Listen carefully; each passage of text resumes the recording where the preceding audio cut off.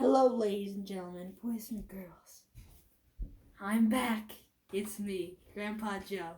It's a pleasure to see you all.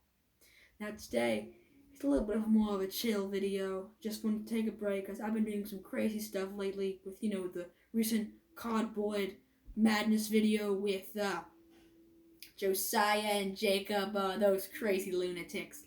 Now there will be another video which is no spoilers, but it will be a bit of a smackdown. That's all the hint I'm going to give you about it. But that's about it.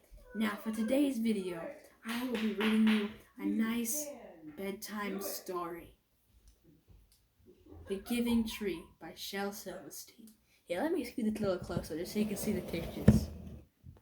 Now, I don't care what age you are, whether you're 5 or whether you're 135. I do not care.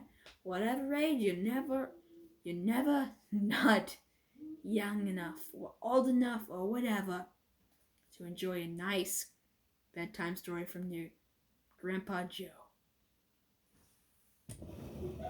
Now, I'm not like any ordinary grandpa. I don't have any political opinions because, well, I'm just a Grandpa Joe. And I'm going to read you a bedtime story today. Now, here we go. Now, whenever I first read this book, when I was about 6, I got really scared because I thought, Shel Silverstein, wow, your head's so shiny, it scares me. But aside from that, his beard is magnificent. Just the grooming and plucking must have been such a difficulty for her. Now, the first page.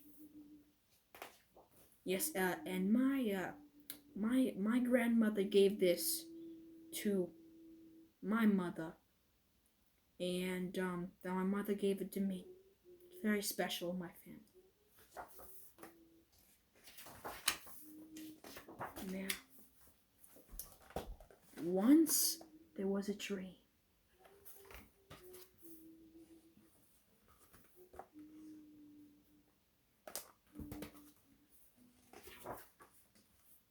And she loved a little boy.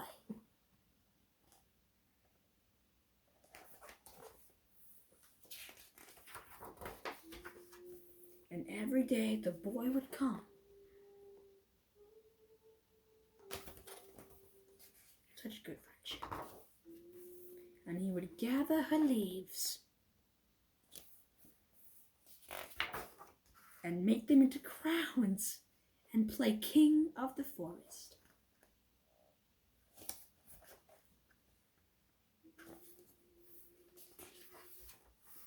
He would climb up her trunk. Like the little monkey he was. That was like me when I was a spry young lad and arthritis hadn't ridden all throughout my joints, but we don't talk about that. Not today, ladies and gentlemen. We're keeping this nice and family friendly. Now, he would also swing from her branches when he was done climbing the trunk. Man, the fun I had on that elderberry tree. Man, summer of '63.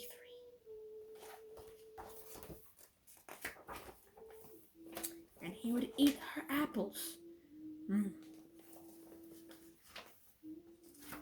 By the way, Red Delicious apples are disgusting. Don't let anybody tell you any different. I would rather eat a Granny Smith, plain and simple, with some salt on it, than eat a Red Delicious, if I'm being honest.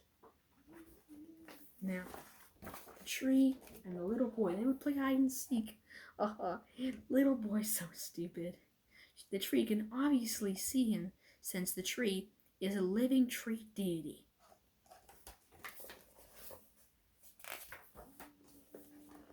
And when he was tired, he would sleep in his shade. Such a relatable moment. I remember hiding by the tree from the government. They still after me to this day, but Grandpa Joe, I have my ways. and I have money to pay people off. Now, the boy loved the tree so much. They would hug all the time, and they would snuggle. Ain't that sweet? And the tree was happy because the boy not only loved her, but the tree loved her. The tree loved the little boy. The little boy loved the tree very much.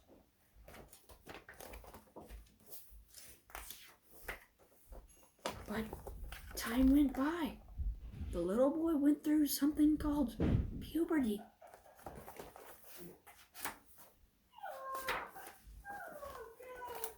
And the boy grew older. He found himself a nice young lady.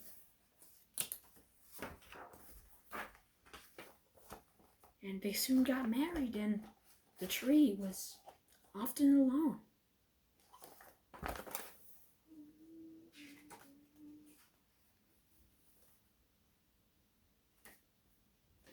Then one day the boy came up to the tree and said,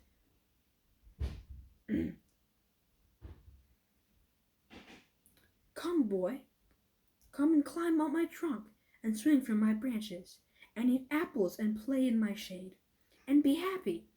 "I am too big to climb and play," said the boy. "I want to buy things and have fun." Man, this little boy must be a little brat, little 25-year-old brat who doesn't want to climb the tree, who wants to buy the new iPhone XR and go on Snapchat. Yeah, filthy. "Anyways, can you give me some money?" "I'm sorry," said the tree, "but I have no money. I only have leaves and apples." "Take my apples, boy, and sell them in the city. Then you will have money and you will be happy." Wow. Let's show you the picture. So the tree is giving this little ugly brat of a boy all her apples and branches, and leaves, just so that she thinks he can be happy. That's a true friend right there. Even though I think she shouldn't have done that for the boy, because she deserves a lot better. That make me tear. Okay. I promised myself I wouldn't cry, but this might take me a little while, folks. Hang in there. So the boy climbed up the tree and gathered her apples and carried them away. And the tree was somehow still happy.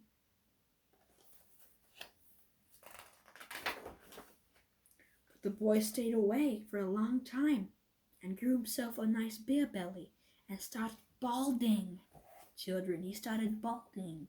His head became very shiny. And the tree was sad.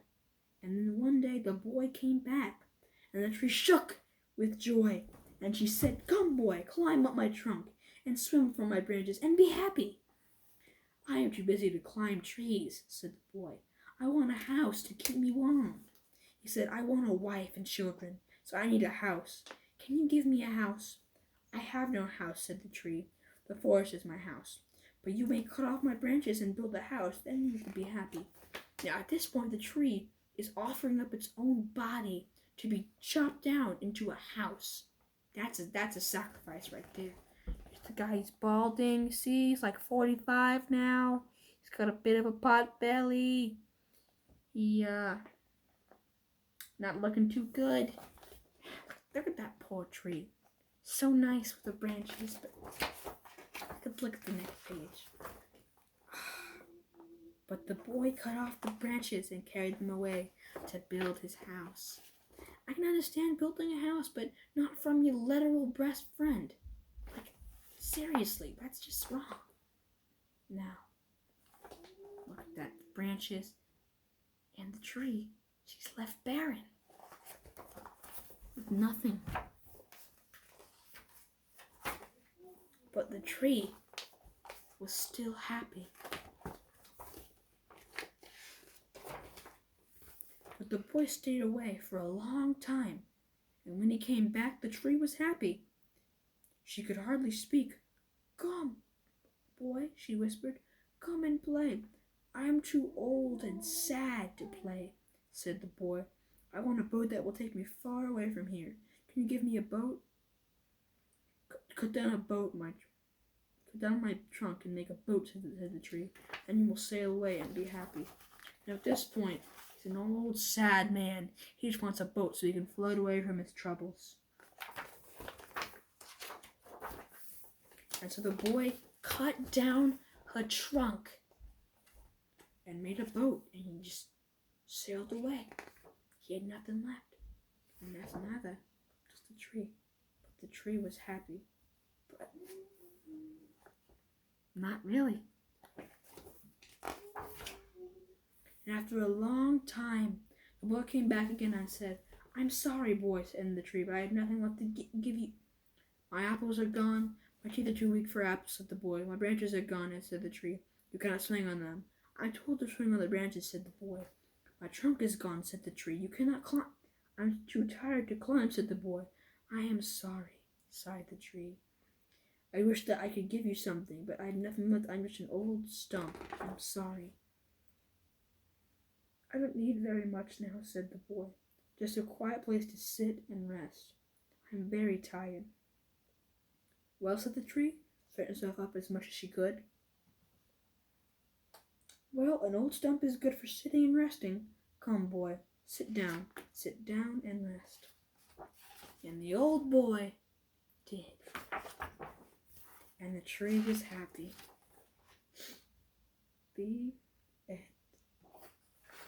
Thank you, Shel Silverstein. Very cool. Now, this is definitely a bit of a longer video, but it was worth it.